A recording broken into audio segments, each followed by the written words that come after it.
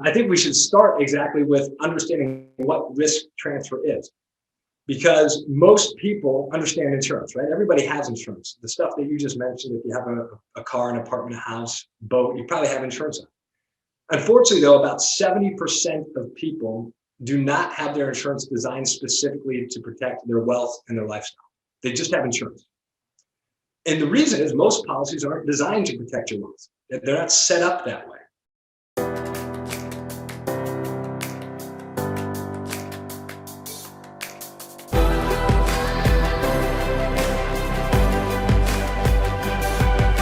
This is Better Wealth with Caleb Williams. Hey everybody, welcome back to another episode of the Better Wealth Podcast. I am here with a great friend of mine, Nick Aube. Nick, thank you for being here. I know that we're going to be talking about some maybe not quote unquote exciting things on the surface, but I'm telling you, you've got to make sure you manage your risk and are protected, and you're building an amazing brand. And I'm just grateful that you're in our network and a client, and we're going to do some amazing things to come. I can't share publicly, but I'm really excited for what we're going to bring to the Better Wealth Nation. Caleb, thanks for having me. Couldn't be more excited to be here. And to me, all this stuff's exciting. So I'm excited to dive into it. You know, it's funny because a lot of people give me a hard time. They're like, Caleb, you wrote a book on life insurance and like you're building a brand around the and asset, yada, yada, yada. And so it's like, I'm kind of low on the totem pole, if I'm being frank. I think you're lower though. You're like, probably. I'm probably the last one to get an invite to the party. I don't know. I don't even know if you get an invite. All right. I'm throwing you out. Like, you're the risk manager, which by the way is so important. If you're listening to this, you need to pay attention, take notes, because majority of you listening, watching are not properly insured. We're not talking about life insurance. We're talking about insuring. And we're going to talk about that from who knows what's going to happen, right? This is going to be really educational. But I love the brand, the risk manager. And I want to just like take a step back and say, who are you? Why are you passionate about this? And why are you building a brand around risk manager? Like what is getting you fired up about getting this message out there?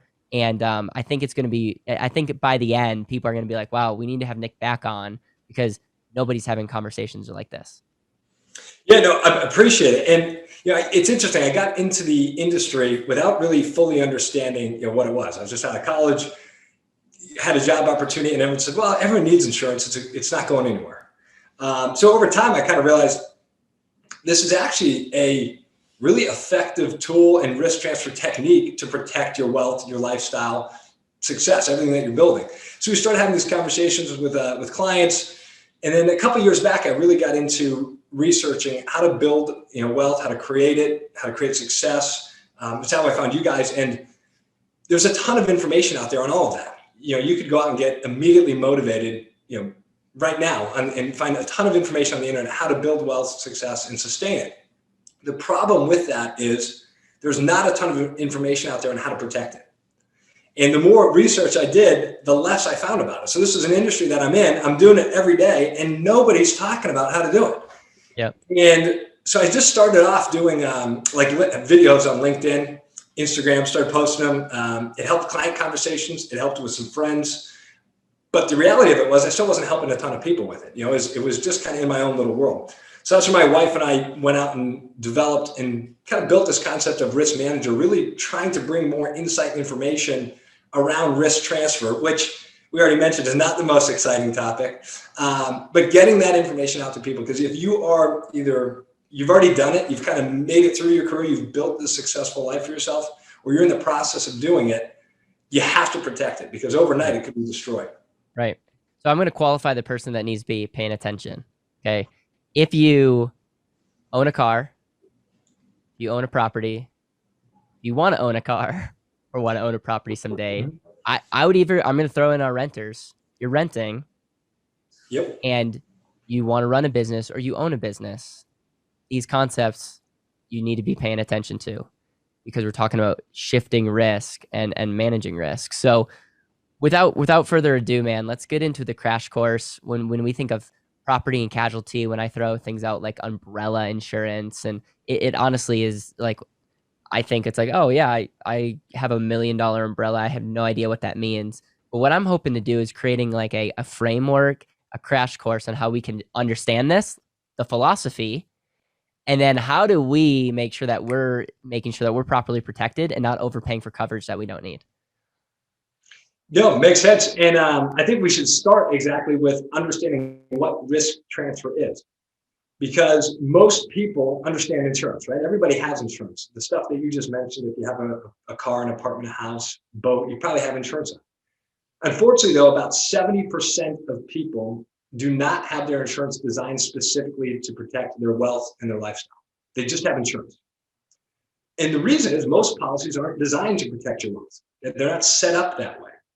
And so when we think about risk transfer, it's simply shifting the risk from you and your personal balance sheet to an insurance company in the most simplest form. And so if you're, the people that you kind of described, if you're building, this lifestyle, and you're trying to achieve these certain things, you need to shift your thinking from, I just need insurance, to, I need a risk transfer strategy. How am I going to do this correctly to protect what I'm building? And when I started thinking about it like that, it went from, I don't need insurance. I really want insurance. I want this as a part of what I'm trying to do to protect it. And, when we start thinking about protecting our wealth and lifestyle, it's not about protecting the things that we own. Most people think about insurance, they're thinking about protecting their car or protecting their house if their house burns down. But in reality, the biggest threat to your wealth is not your car being totaled and then having it being uninsured or insured incorrectly, or same with your house. The biggest threat to your wealth is you injuring somebody else or damaging their property. Yep. Because that number it could be uncapped and it's tremendously unknown. So your car, you have a value associated with it. If it's totaled, the worst case scenario is what the car is worth. If that happened, that's probably not going to destroy your wealth or the trajectory that you're on. Right. The flip side, if you're in an accident and you paralyze somebody or your dog attacks a kid, those types of numbers are, those damages that you're responsible for, those numbers could be tremendously high. And that's the part that threatens your wealth. So when we talk about a risk transfer strategy, that's the risk that we're trying to focus on and transfer to the insurance company. Yep. But again, people's focus is always on the insurance product, protecting their car or their stuff. Yeah, I remember reading a story like a while ago, and and I don't know if I got the facts right, but it was like a robber was like breaking into someone's house, and they like slipped and fell and broke a bone or something, and the owner was on the hook to pay it.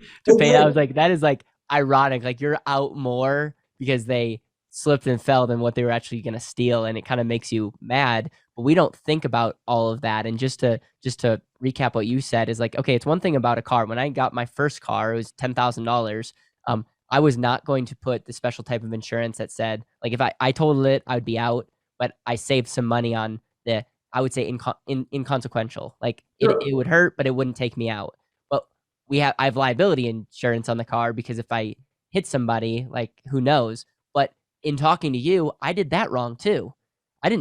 We don't know these things. Right. So and last time we spoke, it was like, man, like I could be traveling and playing golf and be on the hook for, and again, I don't want to, jump ahead, but it's like, this is the type of stuff that we need to talk about, because your car getting or house breaking down or whatever is like not what you need to worry about.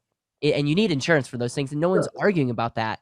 So many people are underinsured walking around, and they're building businesses that they're really passionate about, and they're one choice away from it being wiped away. All of it. Yeah, 100% agree. And that is, even our conversation last time, that's where the focus has always been. You hear insurance, you think about protecting your thing.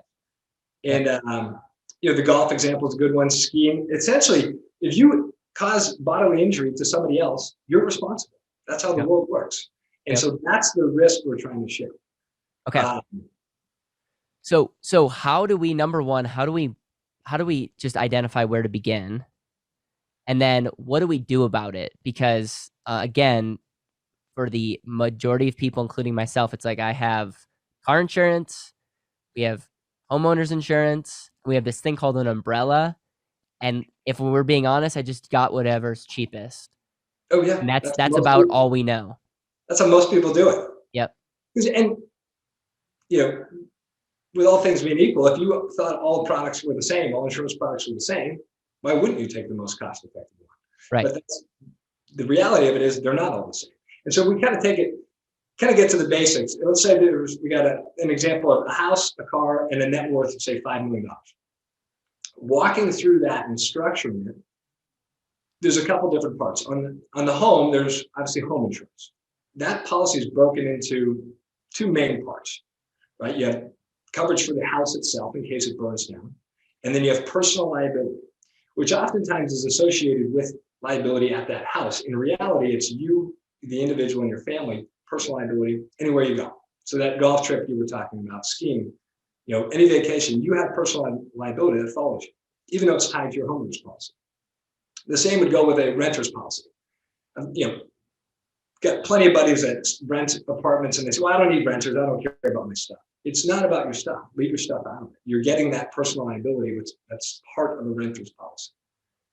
So that policy is broken into two parts. And then essentially the same as with the auto policy. You have the section of the policy, physical damage, designed to cover your vehicle if it's in an accident. And then there's the liability section. Again, damage to somebody else or someone else's property. Those are the two parts of the two main components of the policy. What we're concerned about from a perspective of protecting our wealth is the liability side. That is what is tied to it all. Because if somebody else comes after us, they're coming after, most likely, our money. So the liability is designed to protect that. There's a problem with both of those policies from a wealth protection standpoint, is that they are capped at a certain limit. Your personal liability policy on your home insurance is typically capped at $500,000. Could go to $1 million, but for the most part, it's around $500,000. So, and then with the auto policy, it's a similar thing. It's about $250,000, $500,000. But your auto policy doesn't follow you for like personal liability, right? Correct. It's separate. Okay.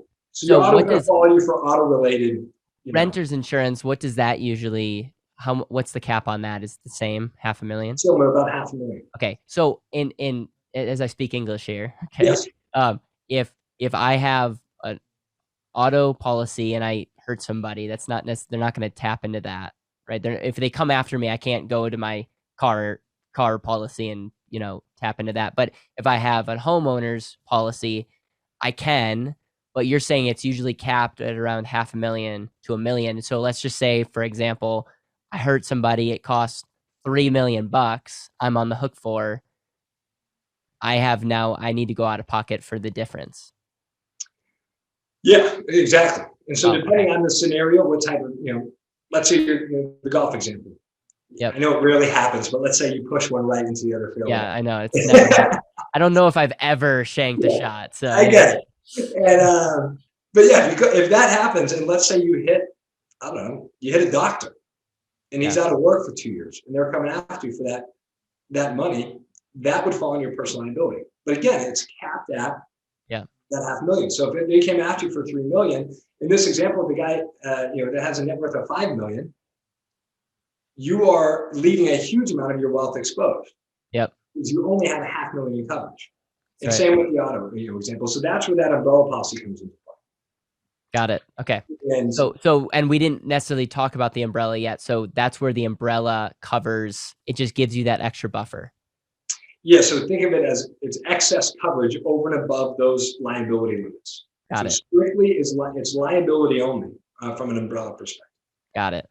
And it sits on top of the personal liability and the auto liability.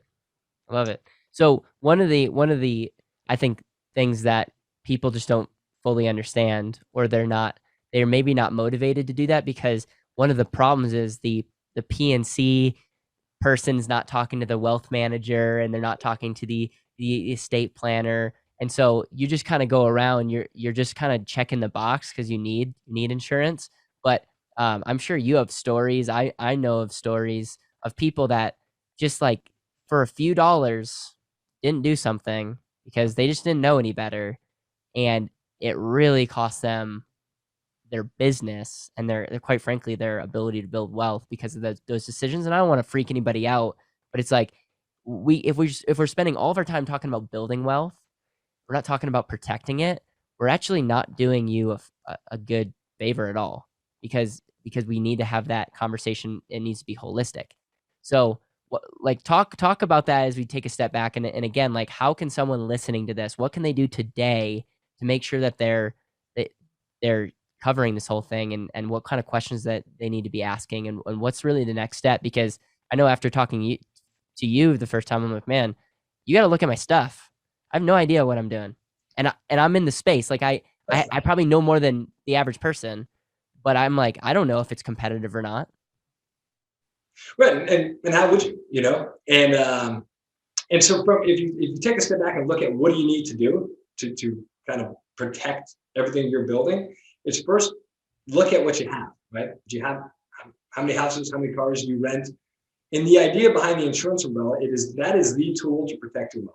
So you need that if that's the goal and that's what you're trying to accomplish. It's typically tied to your home insurance policy. So the next step is how you structure that insurance umbrella.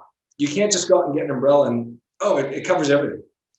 It covers a lot, but you have to design it correctly to cover that. And there's all sorts of, for example, it excludes if you own a golf cart, if you own any sort of snowmobile, ATV, wrecked vehicle. Most of the time, people don't have insurance on those because they say, I'll just self-insure. If you don't have that underlying insurance, it can't trigger the umbrella. So the idea would be evaluate everything you have in your life, determine and look at your insurance policy, determine what's covered, what's not, and then how do you get that covered? How do you get it listed on the umbrella? And your insurance umbrella carrier will tell you how to do that. If you submit an auto policy and say, I want to add this to my umbrella, and the liability limits are too low, they'll tell you we can't add it unless you raise the limits to this. So they will essentially provide you the instructions on what you need to show them to get everything out. So it'd be, essentially it's reviewing the structure of everything, or review what you have, and then review the structure of your insurance umbrella. And then the other component is determine the correct amount of limit of what the policy will pay. Net worth is a good starting place, but there's also a lot of other factors that go into that. Is at what point in your career are you? If you're at the tail end, do you have the time or the energy to go out and recreate that wealth that's happened to it? Or if you're starting out, maybe it can be a little bit more risky, but understanding, right. Well, I think just making a list and evaluating what you have and making sure that you communicate that with the insurance company. Like, who does that? No, most people do the opposite. They go, I got a trampoline. I'm not going to tell my insurance person.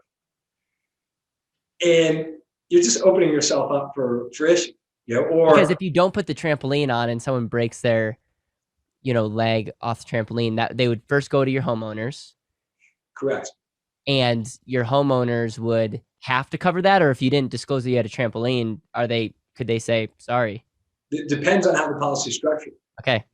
So really, they need to work with someone that really can take time to understand their situation.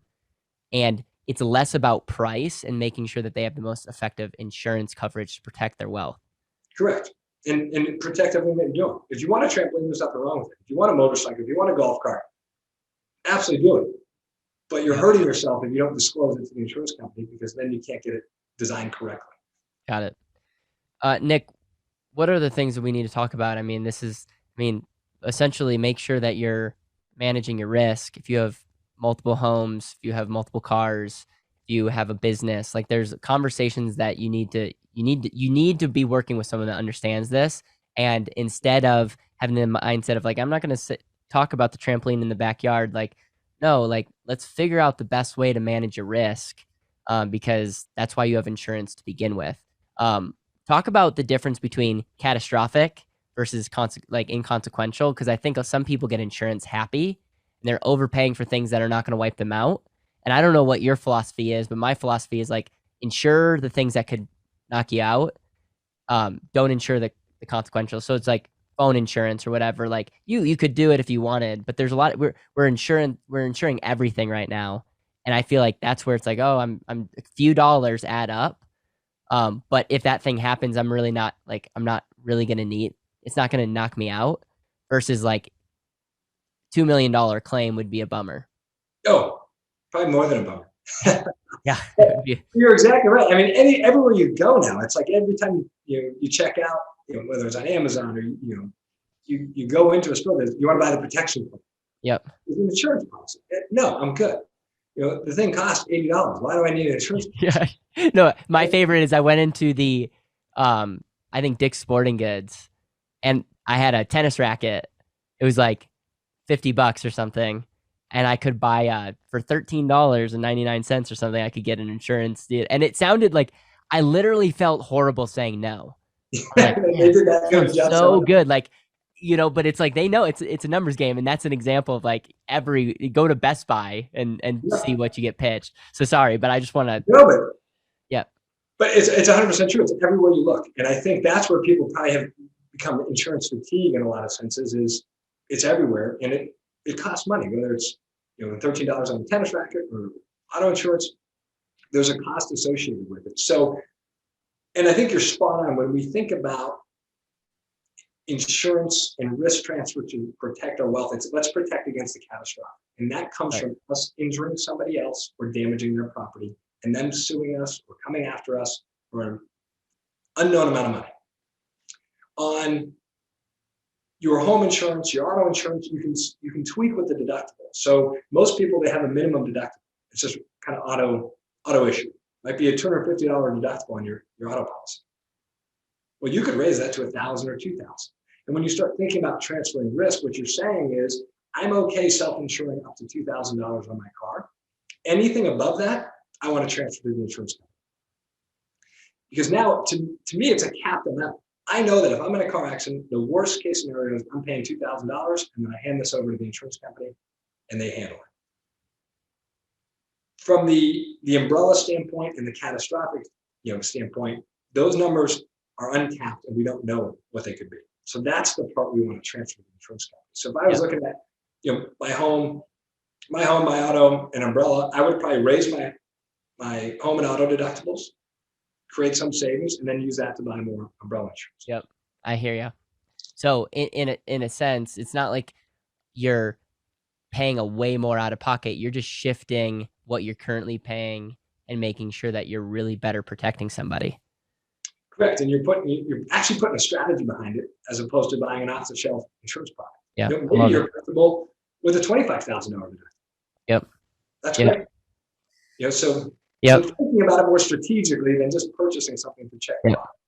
And I think for the first time, this gets people to start thinking about, man, what are we doing? And I know that you have some materials that if you really want to take this seriously, I know that you have a free gift that you're going to give our audience. And I just want to highly encourage people to take some time and to look into this, because again, it's not something that you get maybe excited about, but get it figured out. Work with someone that knows what they're doing. If you don't have someone that you're happy with, work with Nick. Like I just want people to get this and make sure that they're being protected, because we're all about intentional living.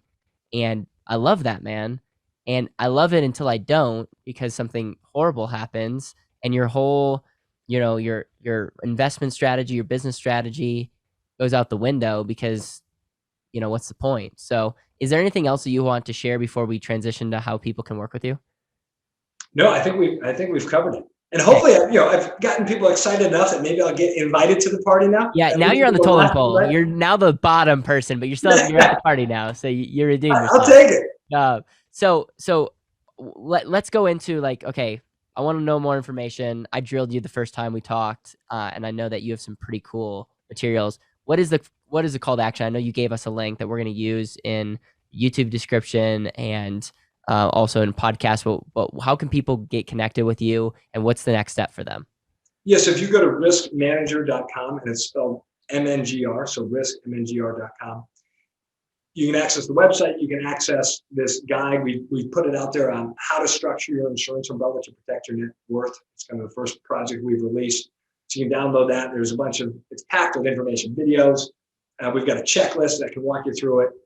So you can dive into that, and that'll kind of give you the starting point on how to structure this thing.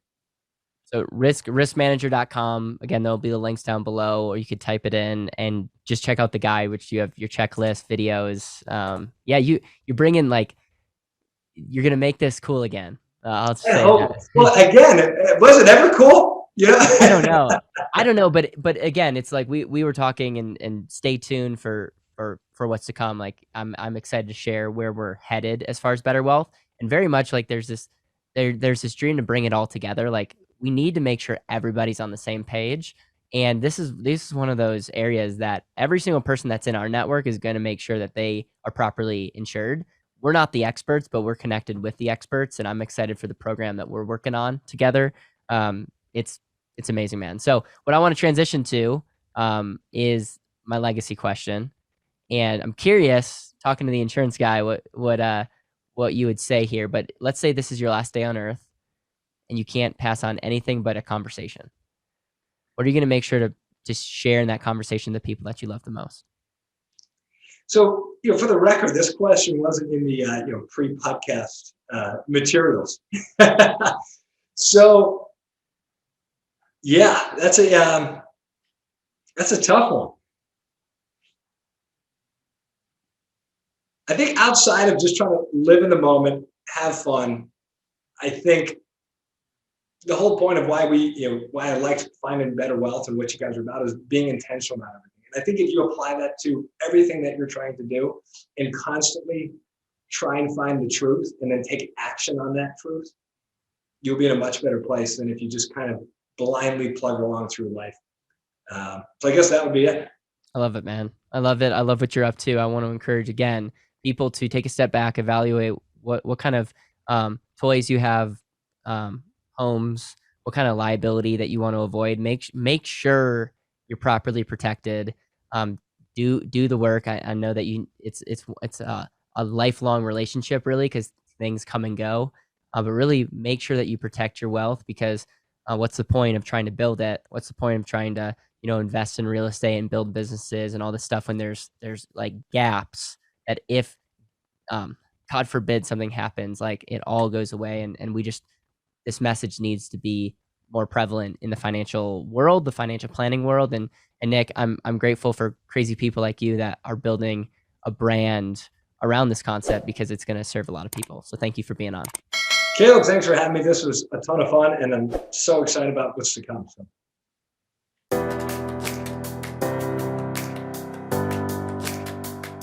Thank you so much for listening to the Better Wealth Podcast. It would mean the world to me if you could hit subscribe, leave a review, and share this with the people that you know and love.